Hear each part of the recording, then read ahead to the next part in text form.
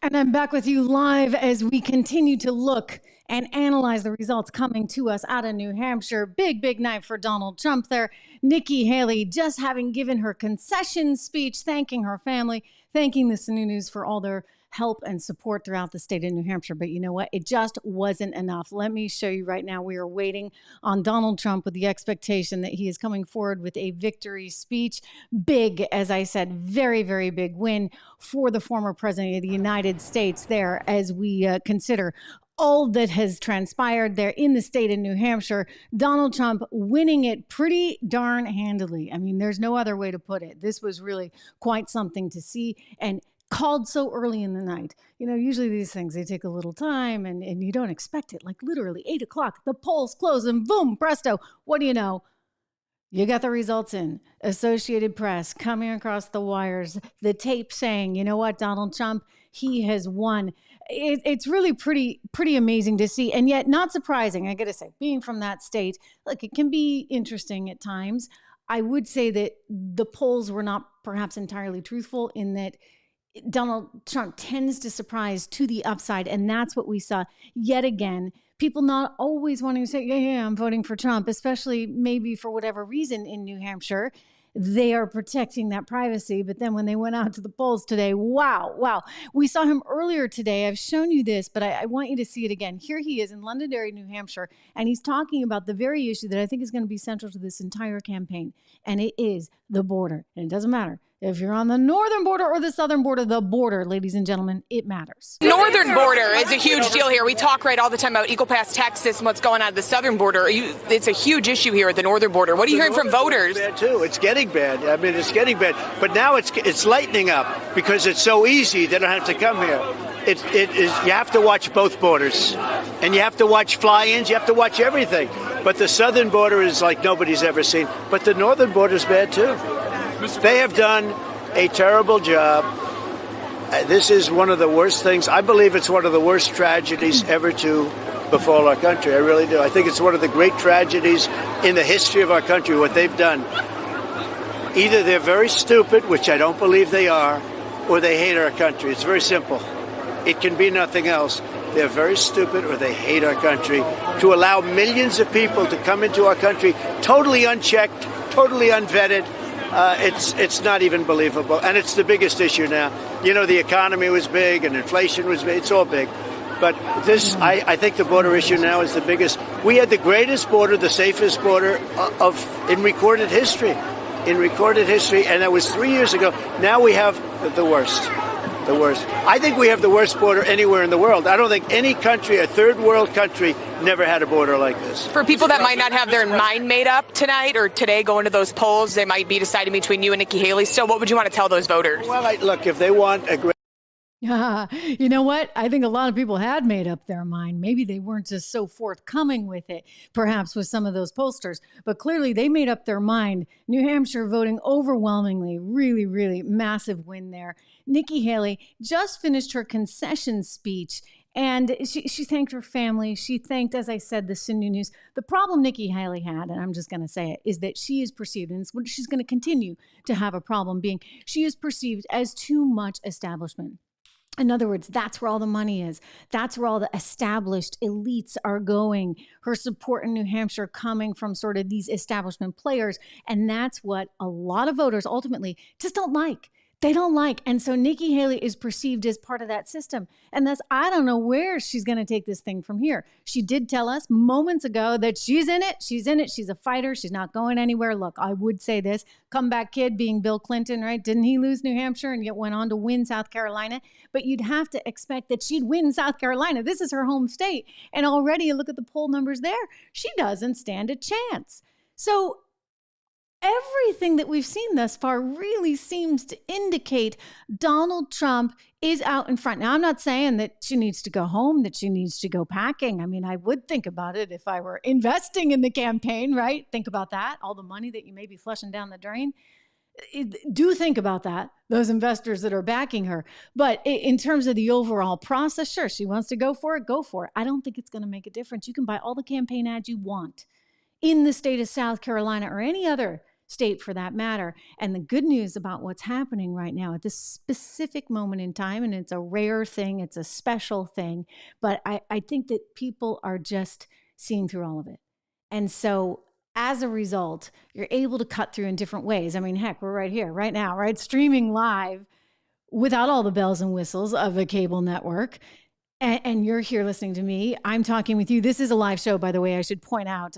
So for any of the flaws that may be coming, keep that in mind. I do want to point out that I also am seeing so many of your comments. And I think a lot of you sort of are of the mindset that, yeah, she didn't stand a chance. And once you had DeSantis pulling out, well, DeSantis, he was running to the right of Trump. So therefore, Nikki Haley really wasn't going to have a lane. I've joked that maybe her lane, she missed it. Her lane was actually taking Joe Biden's spot. I mean, in all seriousness, right? She kind of feels like a Clintonian Democrat in some ways, for sure. And said, this is perhaps, life is timing. This is not her time. Does she wind up hurting herself in the future? I think that that's a fair question. Again, we should all be for the process, right? You should have a legitimate, fair process of trying to figure out who exactly is going to be your candidate and top the ticket. But in terms of that process, she runs the risk of alienating herself with the Trump base. And the Trump base is incredibly important, I think, to the party and for the future. So definitely coming up short here. One of the things that was interesting to me, and I've mentioned this to you guys, in fact, we did a whole segment on it, was just the power of women. Because women, overwhelmingly, you saw them really come out in force for Donald Trump, not for Nikki Haley. As so many of the pundits, I think, we kept predicting, they said, Trump's doing badly with women. And that one I never totally got. Like, okay, maybe they didn't like the name calling and the tweets and this, that, and the other. But when push comes to shove, I've always said women tend to be the CFOs of their family. They're the ones out there doing the grocery shopping. They're the ones balancing the so-called budget, right? In the family every single week. They're the ones saying, can we afford new sneakers for the kids? And so thus women are really feeling the effects of inflation.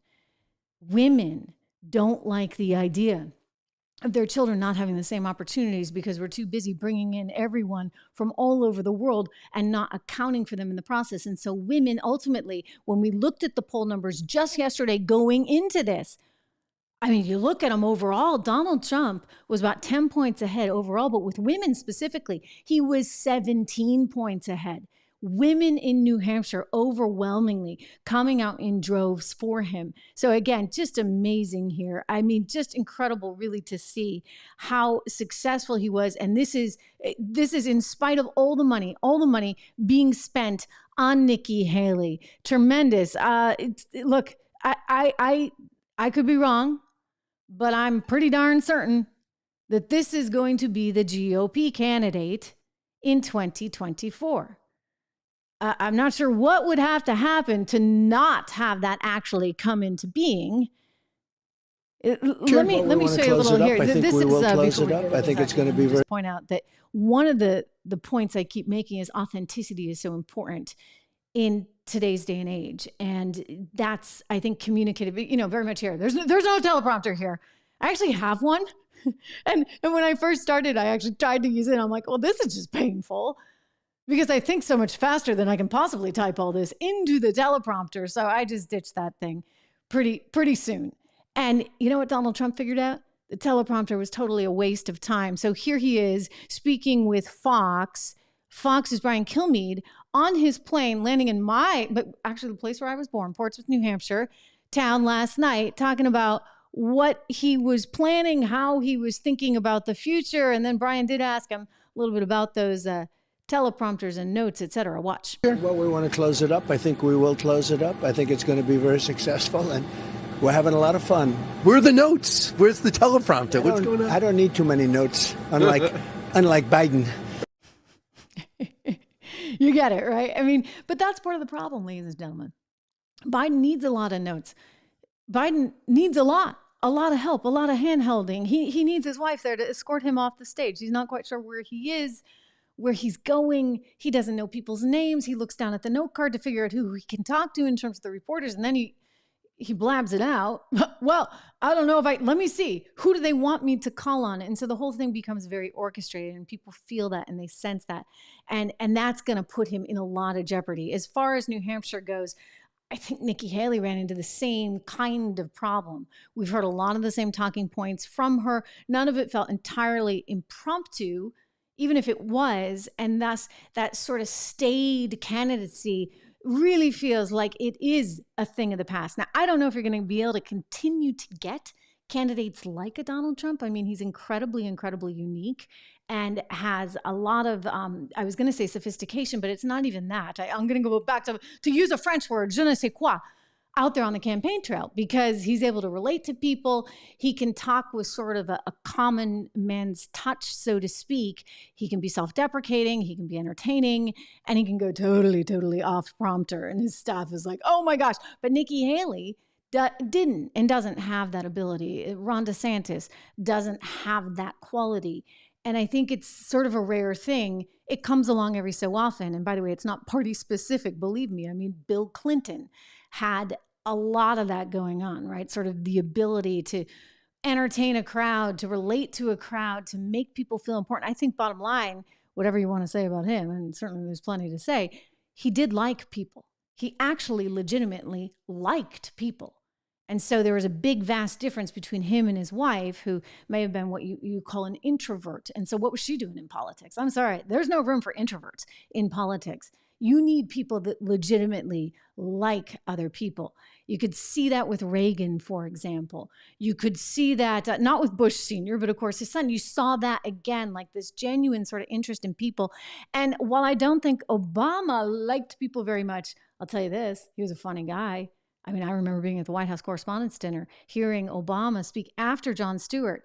And it was like, whoa. Jon Stewart was like the warm-up act. I mean, for goodness sakes, like he couldn't hold a candle to Obama. Obama was, in my estimation, not good for our country, drove home all of this division and this race and all the things that we don't like about politics today. Really started to see a lot of the kindling with the Obama administration. We had 8 years of that, ladies and gentlemen. And so there's some leftover and there's some hangover. And Joe Biden is actually trying to use that to his advantage in places like South Carolina coming up. He'll use it all over the country. And that fear factor, I personally find really abhorrent. Look, I mean, it shouldn't be that hard. There's pretty simple policy issues at stake. It's inflation. It's the border. It's what's going on internationally. We want a strong military, a strong economy, all these things that really do matter. I want to point out, we are waiting on Donald Trump, everyone. We are waiting on Donald Trump, who's going to be speaking momentarily with the crowd there in New Hampshire, with his supporters, with his staff.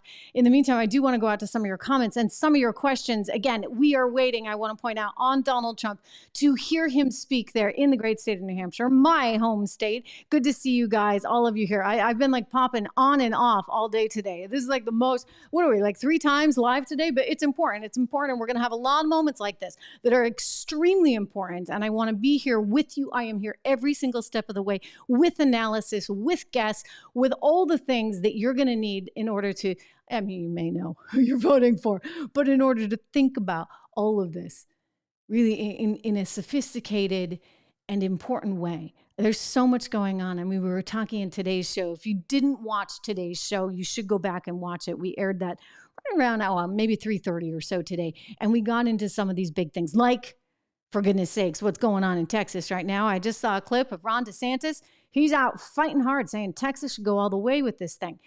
That's setting us up. By the way, I don't disagree with him. I think it's absolutely abhorrent that the federal government is not doing more to protect the great state of Texas. And as I've always said, you don't mess with Texas, right? Don't mess with Texas. Poor Texas. They're out there on their own. We have a 4th Amendment. This is like Article 4, Section 4 in the Constitution. Forgive me, not amendment, but Article 4, Section 4 in the Constitution, which specifically states that it is the federal government's job. It is their job to make sure that they protect each state, each and every one of them, from an invasion. Well, what do you think it is when you get 300,000 people flooding your border? And by the way, those are the ones that they find, okay? Those are the ones that are actually there in that particular moment and time. How many others just are not caught? So 300,000 in 1 month, for goodness sakes, that is an invasion. And yet the Biden administration's like, not our problem.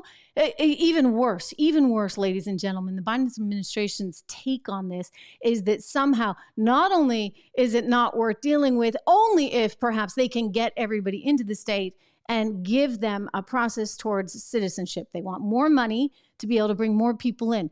That's not going to fly. And if this election comes down to it, and I suspect it will, then I'll tell you this right here, right now, Joe Biden loses. Watch Kamala Harris with her typical word salad, not able to get out quite anything. So you're going to have to bear with me and bear with her on this. But bottom line, she's saying some disturbing stuff, which is that they want a path to citizenship for everyone. How does that work exactly? Like, you come here illegally and we reward you? Can we not have a system where we actually reward people for doing things the right way? How about that? Anger on both sides of the aisle, Democrats and Republicans, about an unsustainable border, what they're calling a crisis. Why can't this be accomplished during this administration? Well, so there is no question that our immigration system is broken. And so much so that we, as the first bill that we offered after our inauguration, was to fix the immigration system, which included what we must do to create a pathway for citizenship and to put the resources that are needed into the border. But sadly, people on the other side of the aisle have been playing politics with this issue. The solutions are at hand. And, gone are the days, sadly, where a President Bush or John McCain understood that we should have a bipartisan approach to fixing this problem, which is a long-standing problem. But what are those solutions? The solution includes putting resources at the border to do what we can to process people effectively, and putting in place laws that actually allow for a meaningful pathway to citizenship. What? So you're going to go vote for Kamala when it's all said and done? Look, it's just not going to fly, okay? And I think we can all agree that we are a nation of immigrants and we pride ourselves on that. And there's lots of tremendous, wonderful things about being an immigrant. I myself come from a line of, really struggling Irish immigrants, Irish Catholic immigrants that came to this country looking for new opportunity in a better way. But you know what? It was done in a legal way.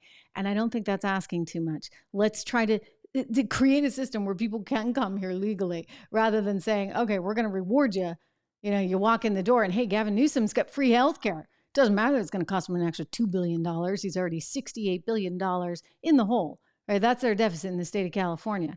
And yet they're going to go in to more debt in order to cover some 780,000 people that are there illegally and thus don't have health insurance. Well, what about the people that are here legally and don't have health insurance? Thank you very much. I mean, this is what you're hearing from community after community after community. In the state of Colorado, they're challenged significantly. They're complaining about hospitals being overcrowded. Similar story in New York City. The mayor, the Democrat mayor in the state of Colorado, in Denver, specifically Denver, is like, I'm sorry, like, we're all pro-immigrant, but give me a break. I'm paraphrasing. He was nicer about it, but he basically said on MSNBC the other day, we need a better system. In other words, the federal government has to do its job, and they can't sit there and say, hey, you got to all stay in Texas. And that's not going to fly. It's just not. So we again, I want to point out that we are waiting on Donald Trump, ladies and gentlemen, who's going to be speaking momentarily. And I'd love to take you to that because, again, this is a big, big, big deal. Huge win for Donald Trump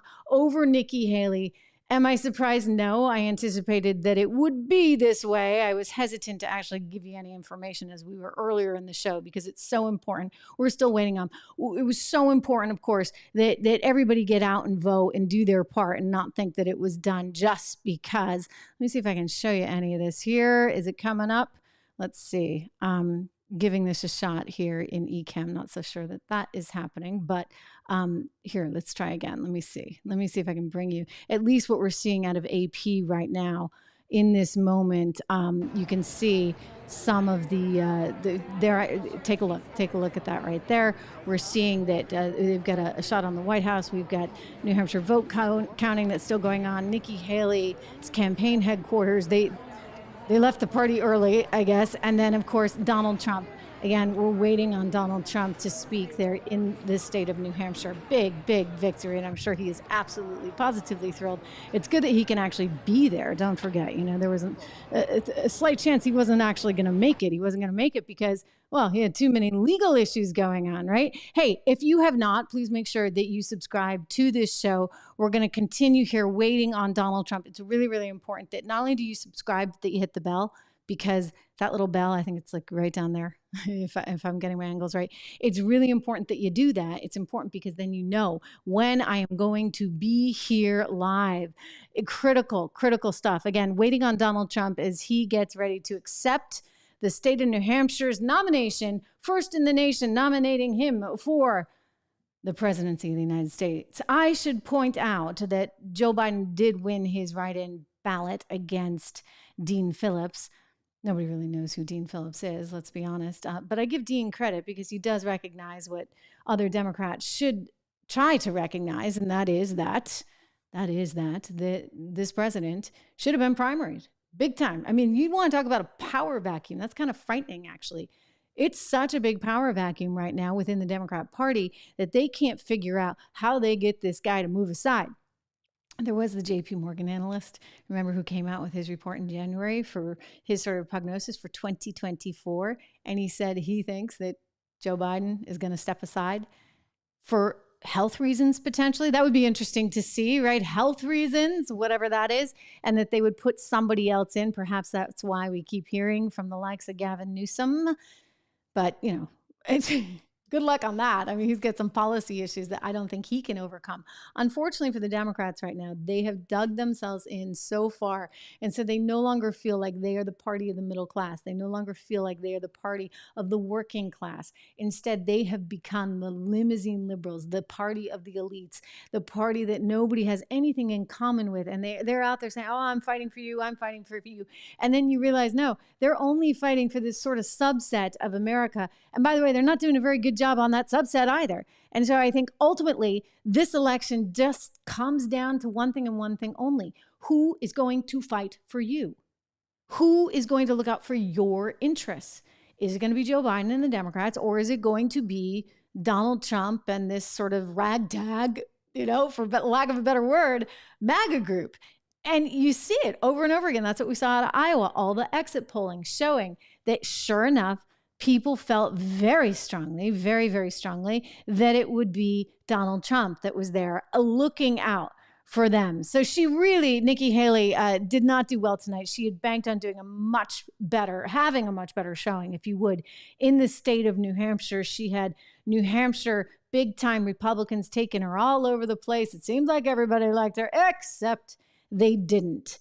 So the former United Nations ambassador wound up conceding pretty quickly. I mean, it was like 8:01. Earlier than that, I mean, literally 8 o'clock hit, and boom, it crossed immediately. Donald Trump had won. So we're just waiting now to see the final margins, but it looks like it's going to be pretty significant. Again, I would just point out, when they call the race that early, that's kind of a big deal. Haley sweeping in this is amazing, right? So she's going to continue on, which is sort of, like I said, in and of itself, kind of amazing, because it tells you that she's got the financial war chest to be able to keep going. I mean, there's a lot of, I think, big money that really would love to see her be the one. And, she's going to go through South Carolina. The danger, of course, in South Carolina is it's going to be a really miserable showing because it's, after all, her home state. She's the former governor there.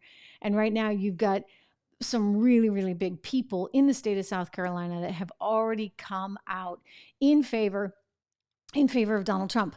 So this is Nashua. Let me see if I can show you this shot again.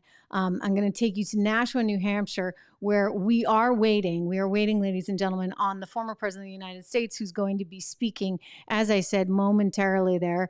We should be hearing from him any minute. We'll see. Everybody's waiting for him. It's expected that he'll have quite a bit to say, some interesting things to say. He always does. He's been there in the state all week long. And let me see if I can bring this to you right now. Here we go. We'll give it a shot. If it doesn't work, we'll try it again. I think it worked. Okay, there we go.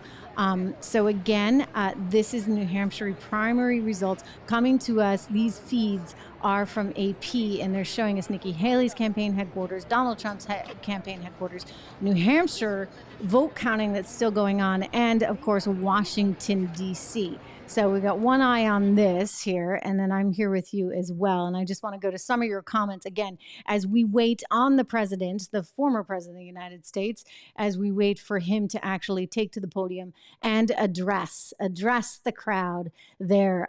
It's great to see you all. I do want to point that out. And it's great to have so many of you live on the channel. It really does mean a lot. If you haven't, do me the favor of making sure that you subscribe because it's important, right? And not only do you subscribe, that you hit a like, that you make a comment, that you share the show. All of this stuff really helps and really matters. So again, just taking a quick look at how things are shaking out here as I look at some of your comments. I do want to go to them as we wait for Donald Trump. I don't think any of you are surprised, right? Abel Windsor, good to see you again. Wonderful to have you here. Ian, we got some regulars here. I'm kind of liking this, right? Anyway, I think that you're all sort of with me on this one.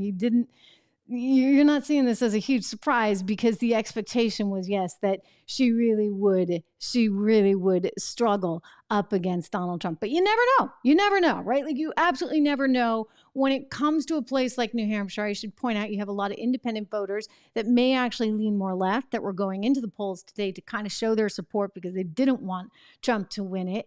And you have just the reality of, these things occasionally being upsets, and the polls may say one thing and then what happens is another. In this particular case, the polls were at his advantage. In other words, I think the polls underestimated just how successful he would be.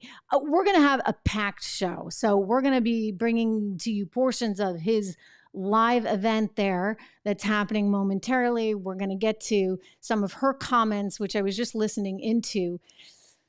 She says she's going to keep going strong. Energizer Bunny. She's going to keep doing it. She says she's a fighter. She's going on to South Carolina. But at some point, you just got to say, when do we cut our losses? And more importantly, here's something important to think about, guys. The party needs to coalesce around its winner, around the one who's going to be topping the ticket. If she wants to go run as a Democrat, right, or anybody wants to go run as a Democrat, fine.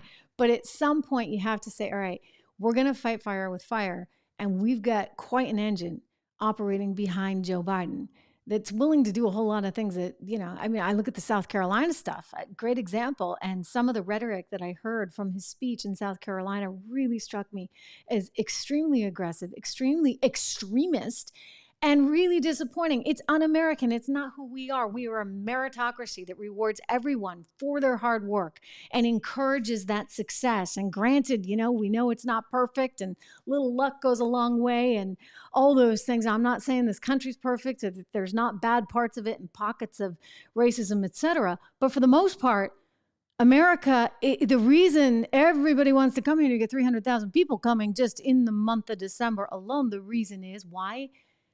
Because this is the land of opportunity, and we want to ensure that it stays that way. Really and truly, we've got a lot at stake right now, a lot riding on this. I want to congratulate Donald Trump and his entire team tonight. A fantastic win out of my home state in New Hampshire. And we're moving on, right? South Carolina up next. I'll be right back here with you tomorrow. Please make sure you subscribe. Please make sure you hit like, share, comment, all that good stuff. See you guys then.